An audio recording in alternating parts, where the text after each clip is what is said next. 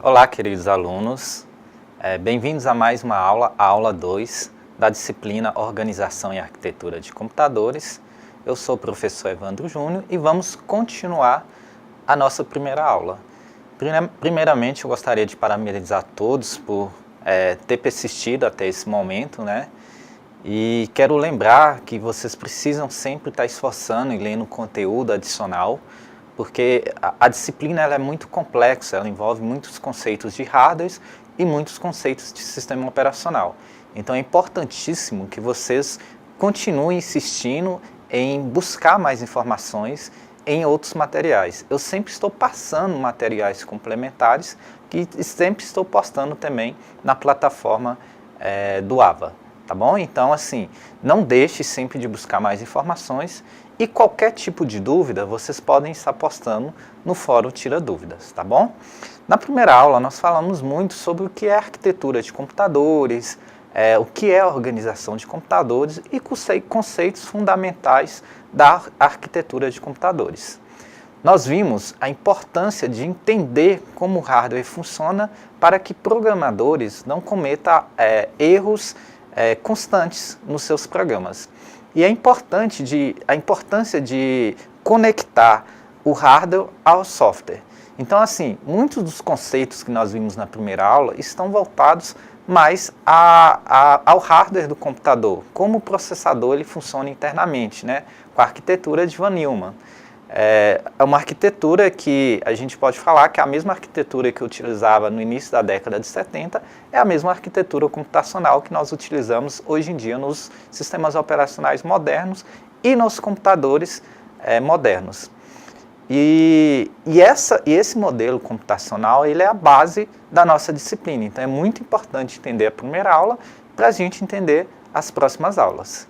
Nessa aula eu vou entrar num conceito que é a concorrência. Então nós vamos falar o que acontece dentro do processador quando eu mando alguma atividade, ou quando eu executo algum programa, e nós vamos entender internamente o que acontece com isso. E qual a qualidade que um sistema operacional ele deve ter para que o nosso computador maximize o máximo de atividade possível, para que o nosso computador ele consiga processar o máximo de informação possível.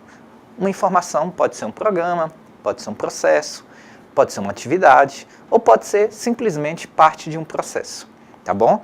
Nessa aula também nós vamos focar um pouquinho sobre sistemas monoprogramáveis e multiprogramáveis. Bom, para inicializar essa parte de concorrência, é importante a gente saber que são técnicas de implementação de concorrência, como interrupções, buffers, spooling e reentrância, são conceitos fundamentais para sistemas multiprogramáveis, que são sistemas operacionais que nós utilizamos hoje, que é a forma de processamento que se é utilizado hoje na arquitetura de computadores. Então é muito importante a gente trabalhar de forma individual cada um desses conceitos que eu acabei de citar. Sistemas operacionais podem ser vistos como um conjunto de rotinas executadas de formas concorrentes e coordenadas. Bom, então para essa primeira aula, eu gostaria de, em vez de deixar a pergunta para o final, eu gostaria já de fazer essa pergunta para que vocês reflitam, discutam, para que a gente continue a nossa aula, tá bom? Então a pergunta é o seguinte, para você aluno, você acha que a concorrência no computador é bom ou ruim? E por que isso? Então vou dar para vocês 5 minutos para vocês discutirem. Eu vou pedir para vocês pausarem o vídeo. Após a discussão, vocês voltem à nossa aula que eu vou responder isso através dessa aula inteira. Bom, pessoal, então vocês puderam discutir um pouquinho sobre concorrência. E concorrência sempre parece uma coisa que não é muito boa. Mas em informática, em computação, a gente vai ver que não é bem assim, tá bom? Então vamos lá dar continuidade à nossa aula. Bom, então eu tenho sistemas monoprogramáveis e eu tenho sistemas multiprogramáveis. São dois tipos de arquitetura computacional diferentes. Quando eu falo em sistemas mono e multiprogramáveis, eu estou me referindo mais ao software do que propriamente ao hardware, que é a forma com que a programação, o processamento do computador está acontecendo internamente. São coisas que o usuário, basicamente, ele não vê. Ele sente quando o computador ele trava, ou quando o computador ele está processando uma velocidade muito boa. Então, o usuário ele não vê, mas ele consegue sentir a diferença dessa monoprogramação e multiprogramação. Tá? Então, inicializando com sistemas multiprogramáveis, né, os recursos de memórias, processadores e dispositivos de entrada e saída eram utilizados com pouca eficiência. Então, olha, só pelo tempo verbal dessa frase a gente consegue ver que sistemas monoprogramáveis não é mais utilizados hoje em dia, ou pelo menos não é mais comum, tá bom? Então, o sistema monoprogramável é da década de 80 e 70. A partir da década de 90 já se foi implementados sistemas multiprogramáveis. Então, não há mais essa opção de se utilizar um computador com monoprogramação, tá bom? Recursos permaneciam muitas vezes ociosos por um longo período de tempo. Então, olha mais uma palavra importantíssima aqui dentro da nossa aula, a ociosidade. Ociosidade de recurso é muito ruim. É como se você estivesse pagando alguém para trabalhar para você e ele estivesse ocioso por muito tempo. Tá? Então, ao passar do tempo, ele vai realizar pouca atividade e você vai estar pagando por aquilo. O sistema operacional, o seu computador, ele funciona da mesma forma. Se ele ficar muito tempo, o processador ficar muito tempo ocioso, quer dizer que ele está perdendo tempo. Em vez de estar processando alguma atividade, algum programa, ele está perdendo o seu tempo todo na ociosidade. Bom, apenas um programa pode ser executado por vez. Então, uma das maiores características dos sistemas monoprogramáveis é exatamente essa. Você não consegue rodar duas aplicações ao mesmo tempo. Hoje a gente utiliza o nome aplicação, né? Mas se você não consegue rodar duas atividades ou dois programas ao mesmo tempo. E há um desperdício enorme de processamento na monoprogramação. Porque se você estiver fazendo por exemplo, um dispositivo de entrada e saída está executando alguma atividade. Então, por enquanto, a CPU ela fica livre para que essa operação de entrada e saída ela seja executada. Então, isso não é muito bom. Nesse gráfico aqui, a gente consegue perceber bem isso. Eu tenho ali um tempo de CPU, um programa sendo executado naquela barra vermelha. E ao longo do tempo que ele é executado, eu preciso fazer uma operação de entrada e saída, que é essa barrinha verde. Então, no momento que eu inicializo uma operação de entrada e saída, o meu tempo de CPU ele não pode mais executar, porque ele não tem essa capacidade de multiprocessamento. Tá? E ele só vai voltar a executar aquela atividade no momento que a operação de entrada e saída ela se termina. Então, olha a dificuldade que eu tenho em executar várias atividades ao mesmo tempo em sistemas multiprogramáveis. Na verdade, nem é uma dificuldade, né? É impossível você realizar essa operação. Bom, então aqui eu tenho um exemplo. O tempo de execução no processador, ele se dá por milissegundo, milésimos de segundo ou centésimos de segundos, tá? Então, por exemplo, ali eu tenho uma leitura de um registro, onde essa leitura ela é feita em 15 milésimos de segundo. E a execução de 100 instruções no processador, que é feita em 1 milésimo de segundo. Então, é muito rápido. Se eu pegar esse total, dá 16 milésimos de segundo. Dividindo o tempo de leitura de registro pela execução da instrução, eu consigo ver que a porcentagem de execução desse tempo é de 6,6%. Então, apenas 6,6% do tempo de execução o processador foi usado. Então, o que sobrou? Quase 93% do tempo esperando a conclusão de entrada e saída. Então, assim, é péssimo você ter um processador 93% ocioso. Então, aquele tempo que ele devia estar usando para processar alguma atividade, ele não pode, porque simplesmente um tempo de leitura de registro ou de entrada e saída de uma operação, ele está ocupando o tempo todo, tá bom? E geralmente operações de entrada e saída, eles são mais custosas, demoram mais tempo do que a execução de programas, de instruções. Bom, outro aspecto a ser considerado é a subutilização da memória principal. Então pensem comigo, eu tenho uma memória RAM, por exemplo, né, é uma memória do tipo principal, de 2 GB 2 GB de armazenamento. Então, o que adianta eu ter 2 GB de armazenamento se o meu processador ele não consegue processar nem 1/10 da capacidade da minha memória RAM? Então, eu vou ter ali memória RAM sendo subutilizada, de forma que o processador não está dando conta de processar tudo que você está armazenando na memória principal. Então, é uma grande desvantagem em sistemas monoprogramáveis, tá? Nesse sistema, é comum termos impressoras paradas por um grande período de tempo e disco com acesso restrito apenas no usuário. Então, eu não consigo montar uma rede onde várias pessoas conseguem acessar a mesma instrução, ou uma instrução que já está sendo processada, em um disco rígido compartilhado em uma rede. Tá bom? Então, as desvantagens de sistemas monoprogramáveis é por isso que não se utiliza mais esse tipo de sistema. Tá, aí vocês vão perguntar, existe diferença em processadores? Sim, a diferença está exatamente nos processadores. É tanto que hoje os processadores, eles têm mais de um núcleo, exatamente para que execute mais de uma instrução ao mesmo tempo.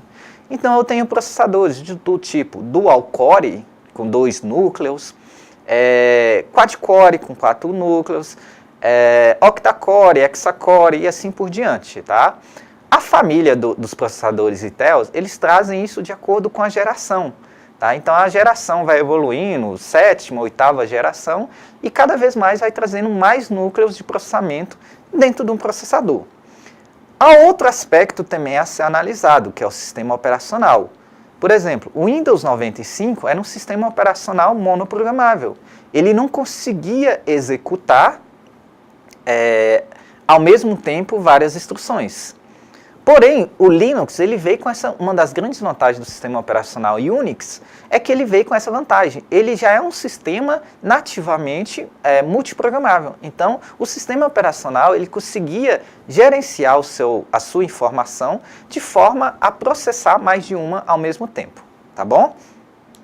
Bom, então, se o sistema monoprogramável ele tem essas desvantagens todas, vamos falar um pouquinho dos multiprogramáveis agora, tá?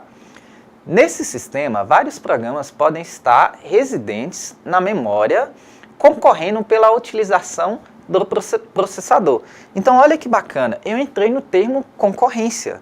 Então, se eu tenho várias coisas na memória RAM, concorrendo para utilizar o processador, quer dizer, meu processador está agindo com a capacidade máxima dele. Então, eu estou pagando para alguém executar um serviço e ele não vai ficar nem 1 minuto de forma ocioso. Tá? Então, isso é ótimo em computação. Então, quando for solicitada uma operação de entrada e saída, por exemplo, quando você dá um clique, quando você digita alguma coisa, quando você captura alguma imagem pela webcam, isso tudo são operações de entrada e saída. Quando você manda um comando, né, ou recebe um comando, não importa, o seu processador, ele não precisa parar para executar essa operação de entrada e saída. Ele consegue, de forma paralela, executar a instrução que estava sendo processada e essa operação de entrada e saída. É muito bacana, a diferença é enorme de um sistema multiprogramável para um sistema monoprogramável. Bom, a CPU é implementada para que, quando um programa perder o uso do processador, e depois retornar para continuar o seu processamento, seu estado continue o mesmo quando foi interrompido.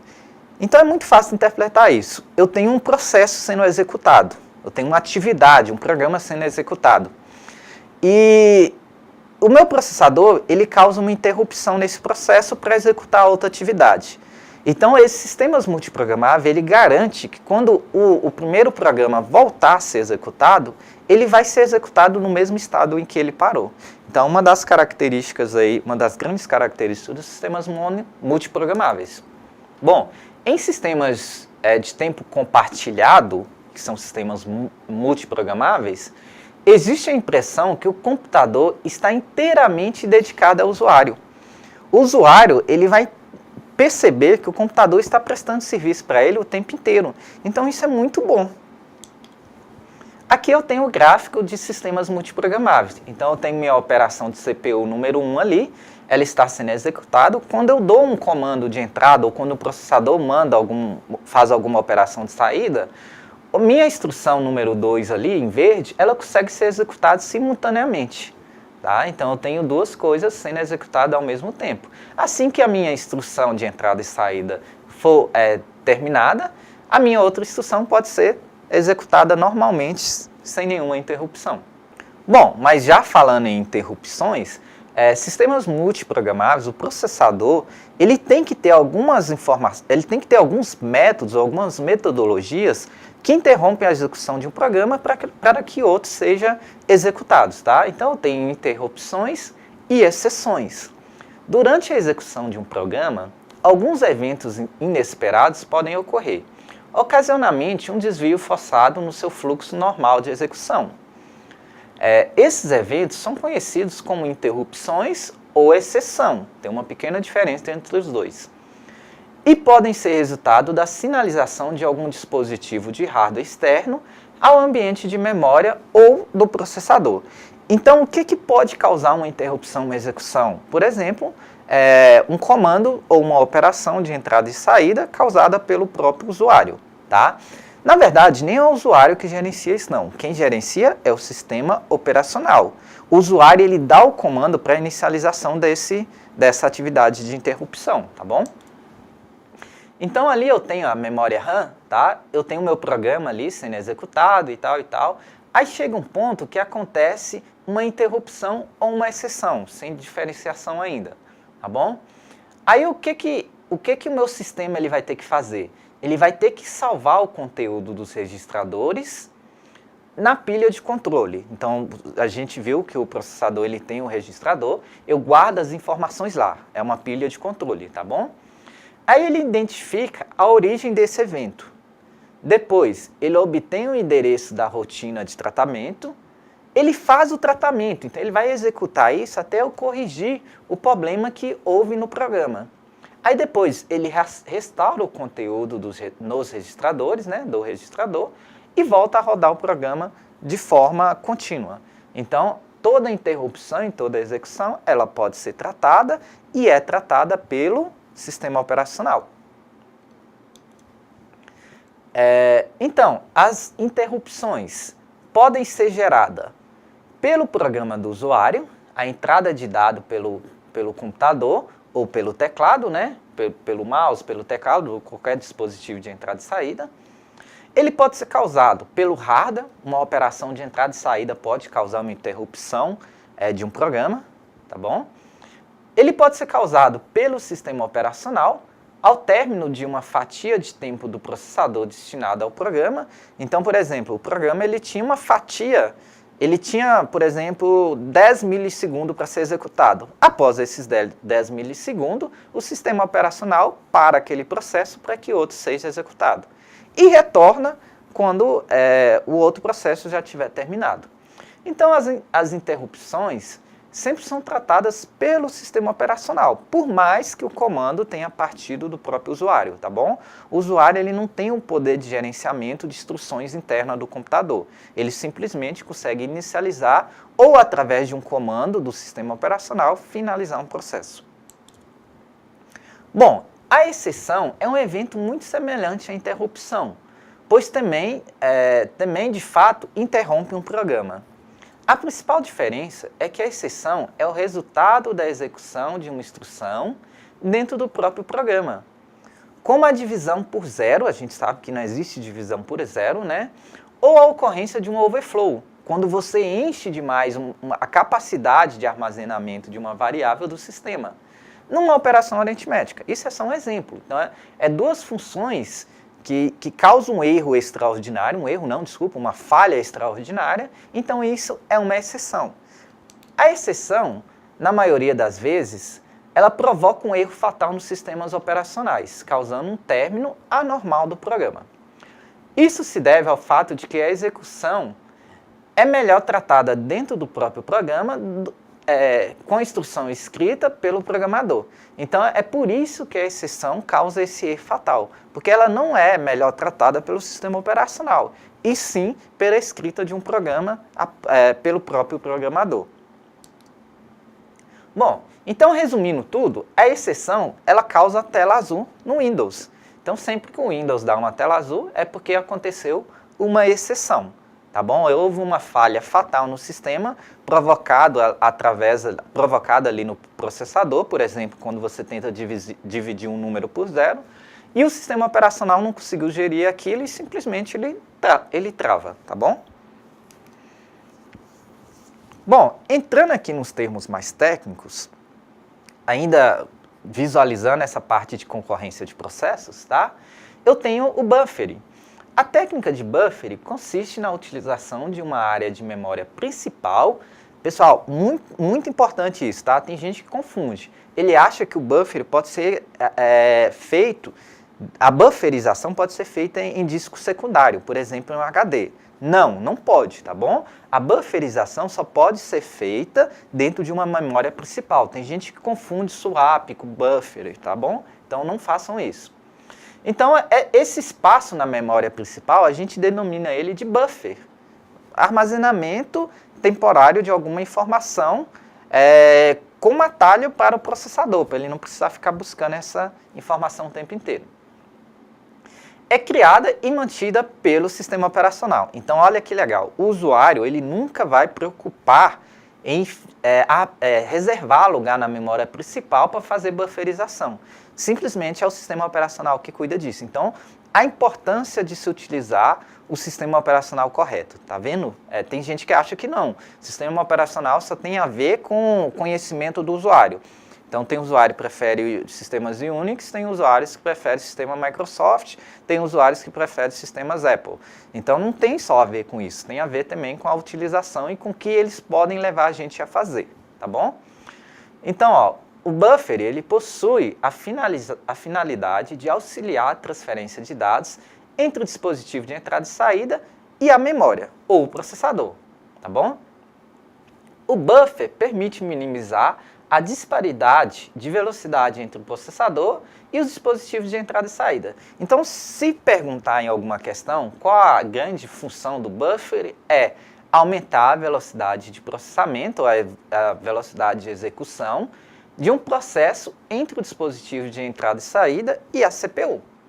E ele tem como objetivo principal manter tanto os dispositivos de entrada e saída como o processador ocupados a maior parte do tempo. Vamos entender melhor isso. A unidade de transferência de mecanismo do buffer é o registro. Tá? Então, tudo que eu tenho dentro de um buffer é um registro. O buffer deve permitir o armazenamento de vários registros, isso é óbvio, assim como a memória principal. De forma que o processador tenha à sua disposição dados suficientes para processar sem ter que interromper o programa a cada leitura e gravação no dispositivo de entrada e saída. Olha que bacana! Então, a cada leitura que eu fizer de dispositivo de entrada e saída, eu não preciso interromper a leitura da minha instrução que está armazenada dentro do buffer. Esse desenho ele explica melhor, tá? Então, eu tenho ali a CPU fazendo leitura e gravação, tá? E a minha memória principal, eu tenho uma área azul ali nela, que é o meu buffer, onde eu armazeno informações que o CPU não precisa preocupar em ficar procurando dentro da memória principal.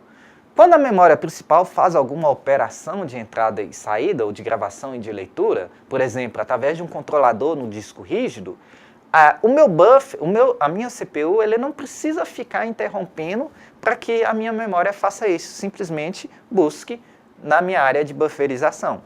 Recordando, quem gerencia essa área de buffer é o sistema operacional, é o SO.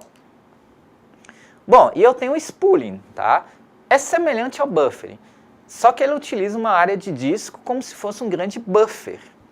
Neste caso, dados podem ser lidos e gravados em disco quando programas são executados de forma concorrente. Olha que bacana, mais um recurso para eu manter a concorrência em alto nível dentro do meu computador.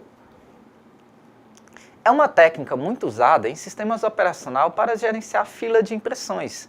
Então, se você tem uma impressora em rede, essa fila de impressão, quando você vai imprimir alguma coisa, vamos dar um exemplo mais prático. Você está imprimindo um livro onde eu tenho 30 páginas.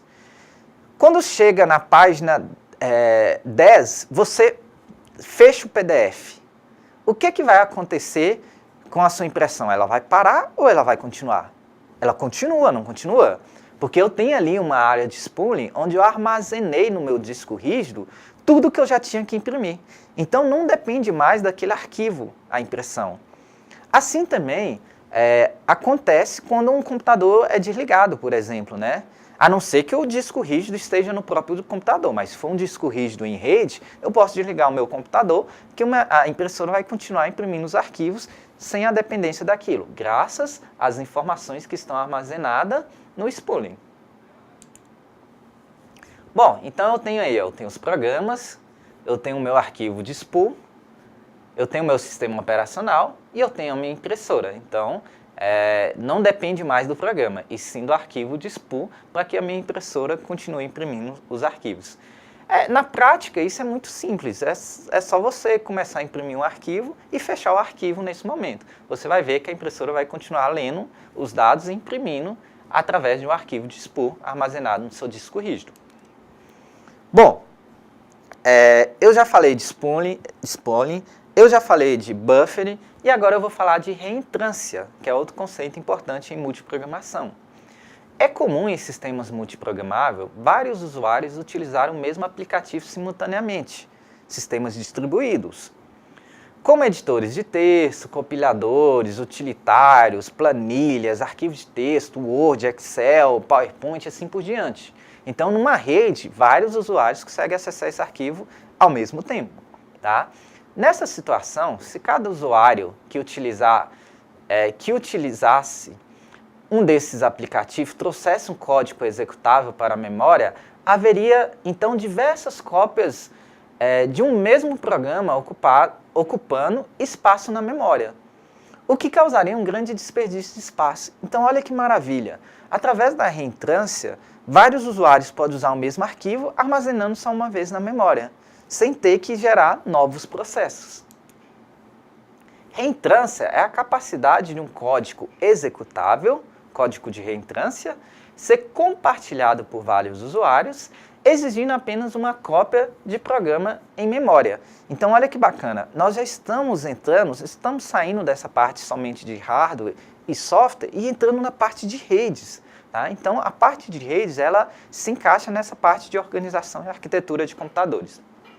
A reentrância, ela permite que cada usuário seja executado um trecho diferente de código reentrante, manipulando dados próprios exclusivos de cada usuário. Então, vários usuários manipulando dados diferentes e armazenando uma mesma instrução na memória. Então, a reentrância também ela permite maximizar a utilização do processador, da CPU, maximizar a concorrência do computador e diminuir esse tempo vago que o processador ele vai ficar.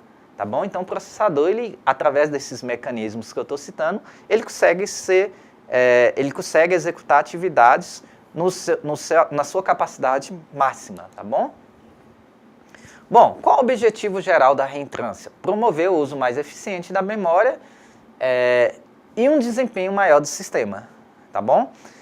Bom, qual é a capacidade que eu tenho de execução do meu processador? 100%, isso é muito óbvio, tá?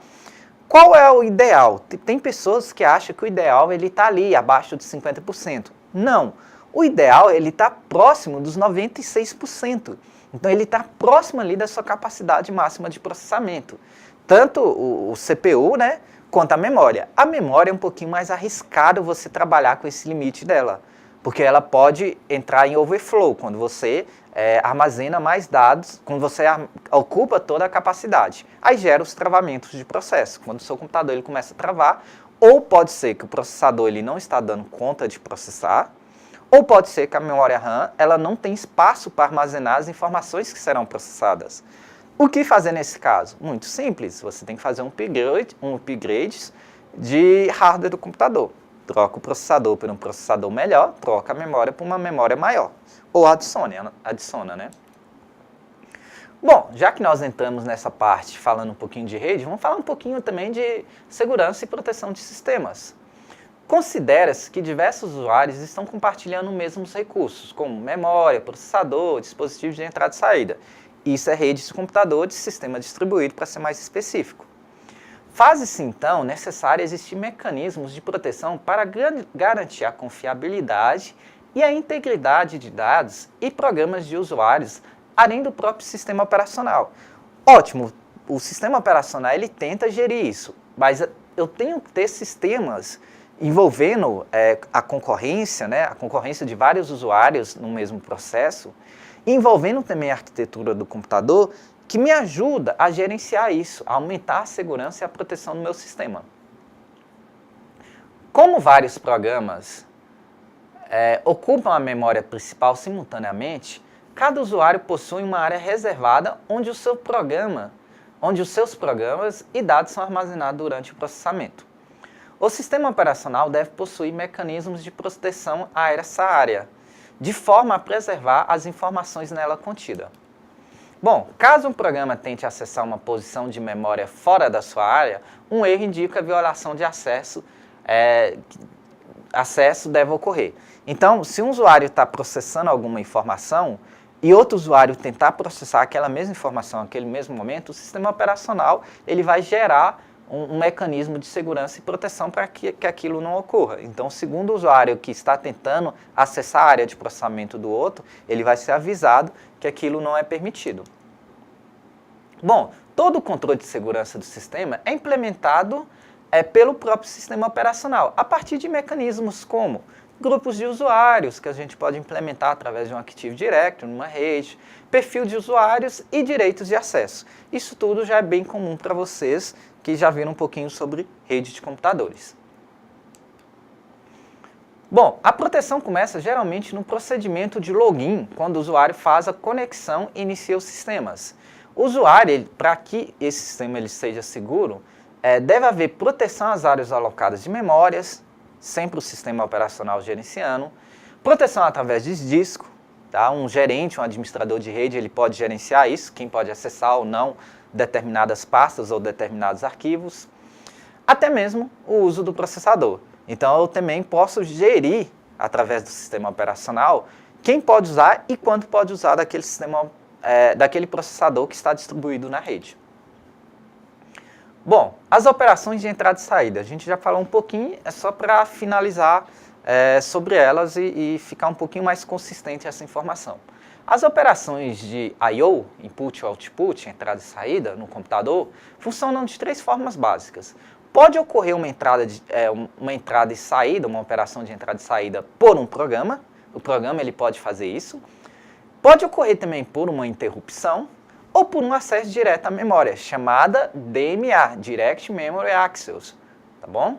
Então, existem esses três tipos de procedimento que pode gerar operações de entrada e saída. Então, a gente pensa que é sempre o usuário, né? Não, não é o usuário.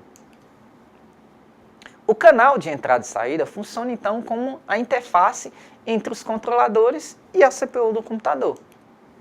Bom, então está aí o desenho, onde eu tenho a CPU, a memória principal, tá? Eu tenho os meus controladores ali, ou dispositivos de entrada e saída, e eu tenho um canal de entrada e saída onde eu consigo gerir todo esse tipo de informação, todos esses comandos, todas essas operações que entram e vão diretamente para o processador. Então, pessoal, essa foi a nossa aula. Nessa aula a gente conseguiu ver a importância da concorrência dentro do computador. Essa foi a pergunta inicial da aula, tá? Então, quanto mais concorrência no computador, melhor. Isso quer dizer que eu consigo executar mais tarefas no meu processador ao mesmo tempo, tá? Então, agora em diante, vocês sempre vão ver concorrência como execução paralela de atividades. Uma coisa ótima. Quanto menos ociosidade do processador, melhor, tá? Essa foi a nossa aula 2. Então, eu espero vocês na aula 3 para que a gente dê uma continuidade a esse conteúdo. Então, muito obrigado. Continue se empenhando e lendo materiais complementares. Até a próxima aula.